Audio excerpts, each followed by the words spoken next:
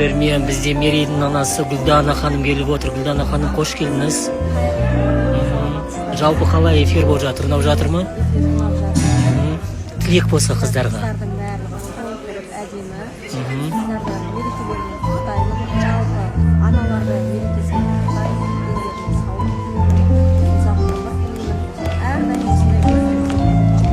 Біз сіздерді құттықтаймыз. Еуразия бірінші арнасы қосылар бағдарламасына қош келдіңіздер.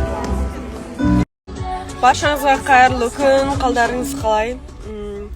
Негізі оказывается осылай, сіздерге жазған, негатив жазған адамдармен до конца барсаңыздар бар ғой. Жазатын адамдардың ойлары да өзгереді екен.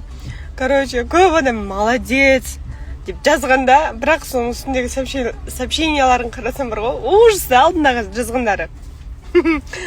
Бір ғана үшін немен полный адамдардың ойын ауыстырып тастаймын. Жоқ, негізі хотя бы ораза айында үй жазбай қойса болады ғой деймін да. Осы уақытқа дейін бар ғой, до конца барам деймін да. И сонымен қойшы деп қалдырып қоя салатынмын ғой.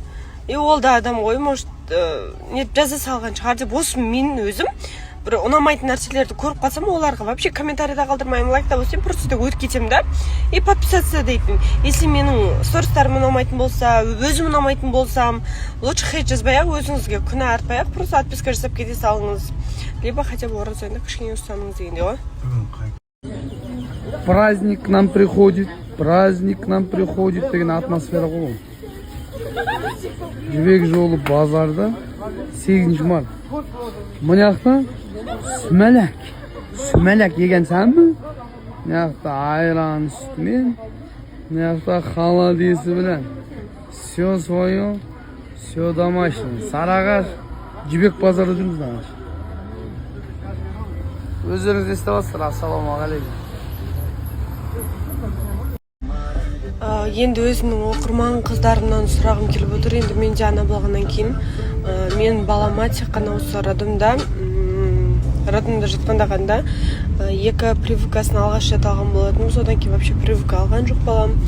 Және де корға қарсы салу керек деп жатыр ғой.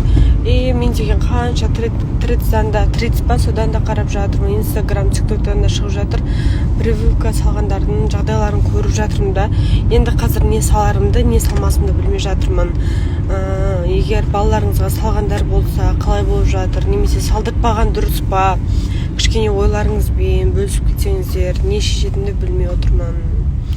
Маған главное сол не болып жатыр. Одан кейін алдын айта кеткенде жақсы дренажный массаж жасайтын адам болатын болса, яғни үйге келіп жасап беретін адам болатын болса, жақсы болушы еді. Речкаға шыға алсаңыздар, вообще керемет болушы еді.